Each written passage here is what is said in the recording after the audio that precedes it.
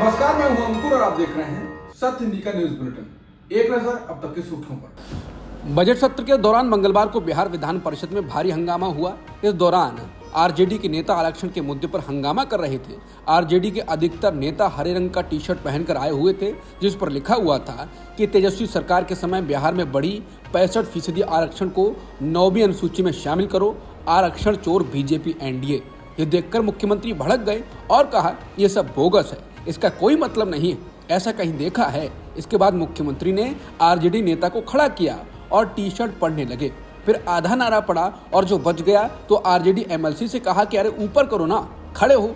फिर सीएम नीतीश ने आरक्षण चोर बीजेपी भी पढ़ा। इसके बाद सवाल उठने लगा कि क्या नीतीश ने ये जानबूझकर किया? बाहर से वो आरजेडी पर गुस्सा दिखा रहे थे और अंदर से बीजेपी को एक्सपोज कर रहे थे। क्या नीतीश चाहते हैं कि बीजेपी के खिलाफ आरक्षण चोर का तमगा चिपक जाए?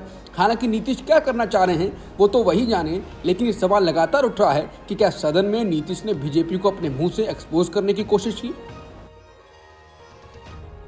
बिहार विधानसभा चुनाव होने वाले हैं, उससे पहले मंगलवार को दिल्ली में कांग्रेस की महत्वपूर्ण बैठक हुई। कांग्रेस अध्यक्ष मल्लिकार्जुन खड़गे और लोकसभा में प्रतिपक्ष के नेता राहुल गांधी की उपस्थिति में ये बैठक हुई, जिसमें विधानसभा चुनाव के लिए रणनीति बनाई गई। साथ ही बिहार में महागठबंधन में शामिल दलों से तालमेल के मुद्दे पर भी बैठक में चर्चा हुई। ये बैठक पहले 12 मार्च को होनी थी।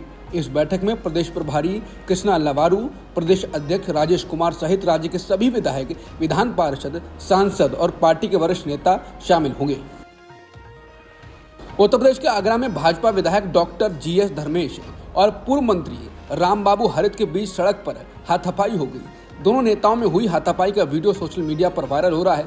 पुलिस और मौके पर मौजूद लोगों ने बीच बचाव किया, तब जाकर माहौल शांत हुआ। सबसे ज्यादा हैरानी की बात यह रही कि विधायक और पूर्व मंत्री के बीच ये हाथापाई शव यात्रा के दौरान हुई, जहां लोग गमगीन थे और मृतक को अंतिम विदाई दे रहे थे। वहीं पर दो नेता आपस में भिड़ गए। इस घटना को लेकर तरह तरह की चर्चा हो रही है।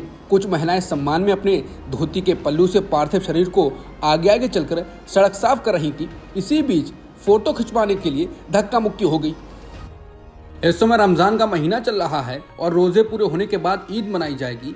ईद के मौके पर 32 लाख गरीब मुसलमानों को ईद के मौके पर सौगातें मोदी दी जाएगी। इस कदम का मकसद ये है कि ईद जैसे मुसलमानों के बड़े त्योहार को गरीब मुसलमान भी खुशी के साथ मना सकें, वो भी त्योहार पर जश्न मना सकें और उन्हें ईद मनाने में किसी तरह की दिक्कत ना हो। इसी के चलते पीएम मोदी ने सौगातें मोदी शुरू किए हैं। जानकारी के मुताबिक सौगातें मोदी किट के जरिए गरीब मुसलमानों को जरूरी सामान मुहैया कराया जाएगा। किट में सेवइयां, आटा, खजूर, ड्राई फ्रूट्स और चीनी जैसे खाने के सामान के साथ कपड़े भी होंगे। कैसे इन मुसलमानों का चयन किया जाएगा? इस सवाल के जवाब में बीजेपी प्रवक्ता नीरज कुमार ने कहा कि बीजेपी के 32,000 पदाधिकारी 32,000 मस्जिदों में संपर्क करेंगे और फिर वो 32 लाख गरीब मुसलमानों को सौगातें मोदी देंगे।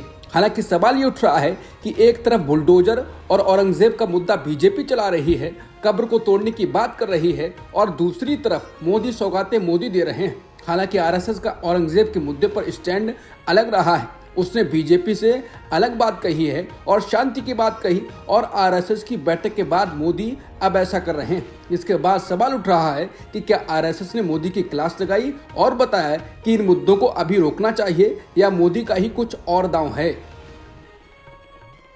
ईद पर पीएम मोदी के सौगातें मोदी अभियान पर विपक्ष ने तंज कसा है। फिल्म एक्टर और सांसद शत्रुघ्न सिन्हा, समाजवादी पार्टी के अध्यक्ष अखिलेश यादव, सांसद अफजाल अंसारी, टीएमसी सांसद कीर्ति आजाद समेत नेताओं ने पीएम मोदी की इस योजना के लिए जबरदस्त तरीके से रोस्ट किया है। अखिलेश यादव ने कहा है कि वोट के लिए बीजेपी कुछ भी कर सकती है, सभी त्योहार मनाने चाहिए, किसी भी धर्म के हों। खुशी की बात है कि बीजेपी अभी मनाने लगी है। ये वो दल है कि अगर उसे एक वोट मिल रहा हो तो वो तुरंत परफॉर्म कर देगी। एक वोट के लिए वो कोई भी आयोजन कर सकते हैं। वहीं टीएमसी सांसद ने इसे मजाक बताया और मगरमच्छ के आंसू से तुलना की। शत्रुघ्न सिन्हा ने भी तंज कसा और कांग्रेस सांसद ने भी कहा कि मोदी छाबा मूवी देख रहे हैं और दूसरी तरफ सौगात दे रहे हैं। मुसलमानों को सौगात सुरक्षा की चाहिए, शिक्षा की चाहिए, रोजगार की चाहिए। सौगातें मोदी पर कुछ लोगों का कहना है कि अल्पसंख्यकों को प्रधानमंत्री मोदी वोट के लिए पटाने में लगे हैं। समाजवादी पार्टी के सांसद अफजाल अंसारी ने कहा कि बिहार में चुनाव हैं, इसलिए सब कुछ हो रहा है। मुसलमान के लिए अगर बीजेपी कुछ कर सकती है तो उनके लिए इंसाफ करे, उन्हें हक दिलाए। ये सबसे बड़ी सौगात होगी। वहीं कुछ लोगों का मानना है कि मोदी मुसलमानों को लॉलीपॉप थमा रहे हैं। ऐसे लोग ये मानकर चल रहे हैं कि मोदी मुसलमानों को इस पहल के जरिए वक्फ बोर्ड बिल और औरंगजेब की कब्र आदि के मुद्दे पर शांत करना चाहते हैं। आम आदमी पार्टी के राज्यसभा सांसद राघव चड्ढा ने सोमवार को राज्यसभा में आर्टिफिशियल इंटेलिजेंस यानी एआई पर बात की। उन्होंने कहा कि इस एआई क्रांति के युग में जहां अमेरिका के पास अपना चैट जीपीटी, जेमिनी और ग्रोक है, वहीं चीन ने डीपसीक जैसा सबसे ज्यादा क्षमता और सबसे कम लागत वाला एआई मॉडल तैयार कर लिया है। लेकिन इस एआई युग में भारत कहाँ है? क्या भारत इस युग में पिछड़ता जा रहा है? क्या भारत अपना खुद का मॉडल नहीं बना पाएगा? उन्होंने ये भी सवाल उठाया कि एआई के वर्कफोर्स में बड़ी संख्या में भारतीयों की मौजूदगी के बावजूद भारत उपभोक्ता क्यों बना हुआ है, जबकि उसे निर्माता होना चाहिए। उन्होंने आगे कहा कि अब समय आ गया है कि भारत इस एआई युग में उपभोक्ता नहीं बल्कि निर्माता बने। इसके लिए कई कदम उठाने होंगे। सबसे पहले हमें अपनी खुद की एआई चिप बनानी होगी। इसी के साथ हमें एआई इंफ्रा एंड फंड तैयार करना होगा। राघव चड्ढा ने एआई रिसर्च के लिए अनुदान यानी ग्रांट की जरूरत पर जोर दिया और साथ ही भारत के प्रतिभाशाली लोगों के पलायन को रोकने की जरूरत पर चर्चा की। बांग्लादेश ने मंगलवार को कहा कि वो अगले सप्ताह बैंकॉक में होने वाले बिम्स्टेक शिखर सम्मेलन के दौरान मोहम्मद यूनुस और प्रधानमंत्री मोदी के बीच बैठक के अपने प्रस्ताव पर भारत की प्रतिक्रिया का इंतजार कर रहा है। विदेश सचिव मोहम्मद जशीन उद्दीन ने मीडिया ब्रीफिंग में मुख्य सलाहकार की चीन और थाईलैंड की आगामी यात्राओं की रूपरेखा प्रस्तुत करते हुए कहा, हमारी ओर से हम बैठक के लिए पूरी तरह तैयार हैं। हम अब भारत की ओर से सकारात्मक प्रतिक्रिया का इंतजार कर रहे हैं। शेख हसीना के नेतृत्व वाली बांग्लादेश की लोकतांत्रिक रूप से चुनी गई सरकार को अगस्त 2024 में तख्तापलट से हटा दिया गया था और उसके बाद प्रोफेसर मोहम्मद यूनुस के नेतृत्व वाली अंतरिम सरकार दक्षिण एशियाई देश को चला रही है। पड़ोसी देश बांग्लादेश को लेकर सोशल मीडिया पर अफवाहों का बाजार गर्म है। खासतौर पर ढाका में सैन्य कर्मियों और सुरक्षा बलों की तैनाती के बाद बांग्लादेश में तख्ता पलट की अटकलें जोर पकड़ने लगी है। लेकिन ना तो प्रोफेसर मोहम्मद यूनुस और ना ही आर्मी चीफ वकारुज्जमान ने अफवाहों पर कोई प्रतिक्रिया दी है। इंडिया टुडे की रिपोर्ट के मुताबिक बांग्लादेश की आर्मी ने हाल ही में एक इमरजेंसी मीटिंग की है। इनमें 5 लेफ्टिनेंट जनरल, 8 मेजर जनरल, स्वतंत्र ब्रिगेड के कमांडिंग अधिकारी और आर्मी हेडक्वार्टर के अधिकारी शामिल थे। सेना राष्ट्रपति पर इमरजेंसी की घोषणा करने या यूनुस के खिलाफ तख्तापलट करने का दबाव बना सकती है। सेना अपनी निगरानी में राष्ट्रीय एकता सरकार बनाने के विकल्प पर भी विचार कर रही है। राज्यसभा की सभापति जगदीप धनखड़ ने मंगलवार को अलग अलग दलों के नेताओं की एक बैठक बुलाई, जिसमें यह तय किया जाएगा कि दिल्ली हाई कोर्ट के एक जज के घर से नकदी मिलने के मामले पर चर्चा की मांग करने वाले कुछ सांसदों की याचिका पर सदन को क्या कदम उठाना चाहिए। उन्होंने कहा कि विभिन्न राजनीतिक दलों के सदन के नेताओं की बैठक मंगलवार को शाम 4:30 बजे होगी। धनखड़ ने कहा कि उन्होंने सोमवार को सदन के नेता जेपी नड्डा और विपक्ष के नेता मल्लिकार्जुन खड़गे से बहुत ही महत्वपूर्ण मुद्दे पर मुलाकात की। उन्होंने कहा ये मुद्दा निस्संदेह काफी गंभीर है। उनके अनुसार खड़गे ने सदन के नेताओं की बैठक बुलाने का सुझाव दिया था और नड्डा ने इस पर सहमति जताई। कैश कांड में फंसे जस्टिस यशवंत वर्मा का दिल्ली हाई कोर्ट से इलाहाबाद हाई कोर्ट ट्रांसफर किए जाने पर वकील अनिश्चितकालीन हड़ताल पर चले गए। आज सुबह से ही इलाहाबाद हाई कोर्ट के बाहर वकील यज्ञ और हनुमान चालीसा का पाठ कर रहे हैं। हाई कोर्ट बार एसोसिएशन की ओर से मांग की गई है कि जस्टिस वर्मा के बंगले में मिली बेहिसाब नकदी की जांच ईडी या सीबीआई से कराई जाए। साथ ही महाभियोग का प्रस्ताव भी लाया जाए। मामले को लेकर देर शाम हाईकोर्ट बार एसोसिएशन ने मंगलवार से अनिश्चितकालीन कार्य बहिष्कार का ऐलान कर दिया। विवादों में घिरे stand up comedian Kunal Kamra झुकने का नाम नहीं ले रहे हैं। उन्होंने मंगलवार को अपने एक्स हैंडल पर एक और वीडियो साझा किया। इस वीडियो में उन्होंने महाराष्ट्र और केंद्र सरकार पर तंज कसा। इस वीडियो में मुंबई के खार में हैबिटेट कॉमेडी क्लब में तोड़फोड़ के विजुअल भी शामिल हैं। कुणाल कामरा के इंस्टाग्राम पर पोस्ट किए गए इस वीडियो में उन्होंने ये भी कहते हुए सुना जा सकता है कि विकसित भारत का एक और एंथम, हम होंगे कंगाल एक दिन, मन में है अंधविश्वास, देश का सत्यानाश, होंगे दंगे चारों ओर, पुलिस के पंगे चारों ओर, हम में नाथूराम, हरकतें आसाराम, होगा गाय का प्रचार, लेकर हाथों में हथियार, होगा संघ का शिष्टाचार, जनता बेरोजगार, गरीबी की कगार, हम होंगे कंगाल एक दिन।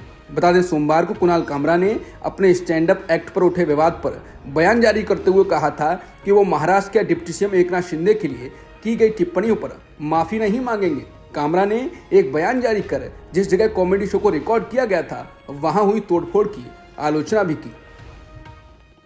महाराष्ट्र के मुख्यमंत्री देवेंद्र फडणवीस ने सोमवार को राज्य में शिवसेना के साथ गठबंधन को लेकर बात कही। उन्होंने बताया कि राज्य में शिवसेना के दो गुटों में टूट जाने से पहले महाराष्ट्र विधानसभा चुनाव को लेकर बीजेपी और शिवसेना का गठबंधन क्यों नहीं हो पाया था। मुख्यमंत्री फडणवीस ने कहा, जब गठबंधन की बातें शुरू हुई थी तब शिवसेना ने अपने दिमाग में तय कर लिया था कि वो 151 सीटों पर ही चुनाव लड़ेंगे। हालांकि हमारा प्रस्ताव था कि हम 127 सीटों पर चुनाव लड़ेंगे और शिवसेना 147 सीटों पर चुनाव लड़ेगी और बाकी बची सीटें हमारे सहयोगियों को देना चाहते थे। उन्होंने कहा, यही वजह थी कि गठबंधन की बात आगे नहीं बढ़ पाई, जबकि हमने उनको बताया था कि हम 127 सीटों पर लड़ेंगे और आप 147 सीटों पर। मुख्यमंत्री आपका होगा और हमारा डिप्टी सीएम होगा, मगर वो लोग किसी समझौते के लिए तैयार नहीं थे। कनाडा की जासूसी एजेंसी ने हाल ही में एक बड़ा खुलासा किया है। एजेंसी का मानना है कि 28 अप्रैल 2025 को होने वाले कनाडाई आम चुनावों में भारत और चीन जैसे देश हस्तक्षेप करने की कोशिश कर सकते हैं। ये चेतावनी कनाडा की सुरक्षा और लोकतांत्रिक प्रक्रिया के लिए एक गंभीर मुद्दा बनकर उभरी है। कनाडाई सुरक्षा खुफिया सेवा ने कहा कि इन देशों के अलावा रूस और पाकिस्तान भी संभावित रूप से चुनावी प्रक्रिया को प्रभावित कर सकते हैं। ये बयान सोमवार को जारी किया गया, जिसने कनाडा की राजनीतिक और सुरक्षा व्यवस्था में हलचल मचा दी। अमेरिकी उपराष्ट्रपति जेडी वेंस की पत्नी और सेकंड लेडी उषा वेंस की आगामी ग्रीनलैंड यात्रा ने एक बड़े राजनयिक विवाद को जन्म दे दिया है। ग्रीनलैंड के प्रधानमंत्री म्यूट बी एगडे ने इस दौर को अत्यधिक आक्रामक करार देते हुए इसे अमेरिकी साम्राज्यवादी मंशाओं का हिस्सा बताया। ये विवाद तब और गहरा गया जब अमेरिकी राष्ट्रपति डोनाल्ड ट्रंप ने हाल ही में ग्रीनलैंड को अमेरिका के अधीन करने की अपनी पुरानी महत्वाकांक्षा को फिर से दोहरा दिया। इस घटनाक्रम ने ग्रीनलैंड और डेनमार्क दोनों में तीखी प्रतिक्रियाओं को जन्म दे दिया। उषा वेंस गुरुवार से शनिवार तक ग्रीनलैंड की यात्रा पर रहेंगी, जहां वो अपने बेटे और एक छोटे अमेरिकी प्रतिनिधिमंडल के साथ वहां की राष्ट्रीय डॉगस्लेड रेस अवन्नाता किमुत्सुरेसु में हिस्सा लेंगी। व्हाइट हाउस ने एक यात्रा को सांस्कृतिक पहल के रूप में पेश किया है। इसका मकसद ग्रीनलैंड की विरासत को समझना और दोनों देशों के बीच एकता को बढ़ावा देना है। हालांकि ग्रीनलैंड के स्थानीय नेता और निवासी इसे संदेह की नज़र से देख रहे हैं। उनका मानना है ये यात्रा महज एक दिखावा है और इसके पीछे अमेरिका की रणनीतिक मंशाएं छुपी हैं। अमेरिकी राष्ट्रपति ट्रंप के मंत्री पीट हेगसेथ ने 15 मार्च को यमन में हूती विद्रोहियों पर अमेरिकी हमले के प्लान को लीक कर दिया था। हेगसेथ ने प्लान को सिग्नल ऐप पर एक सीक्रेट ग्रुप चैट में शेयर किया। इस ग्रुप में द अटलांटिक मैगजीन के मुख्य संपादक जेफरी गोल्डबर्ग भी जुड़े हुए थे। व्हाइट हाउस ने सोमवार को इसकी जानकारी दी।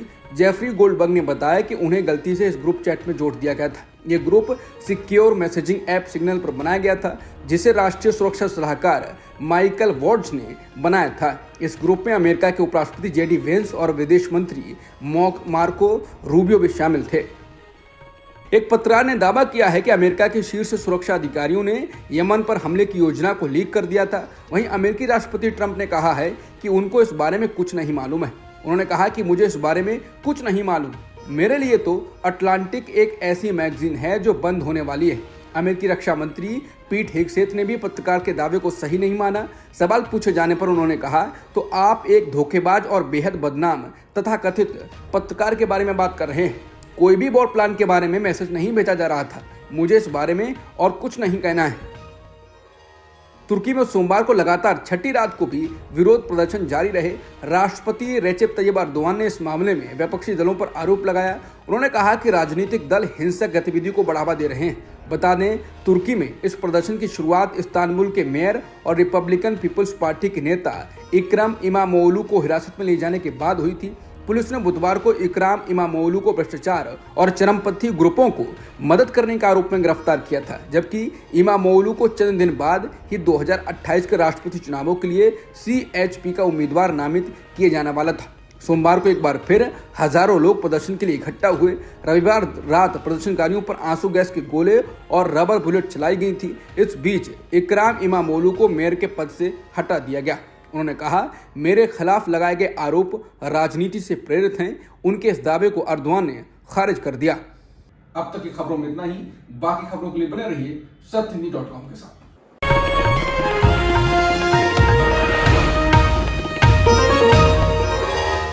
Copyright disclaimer under Section 107 of the Copyright Act 1976. Allowance is made for fair use for purposes such as criticism, comment, news reporting, scholarship, and research. Fair use is a use permitted by copyright statute that might otherwise be infringing.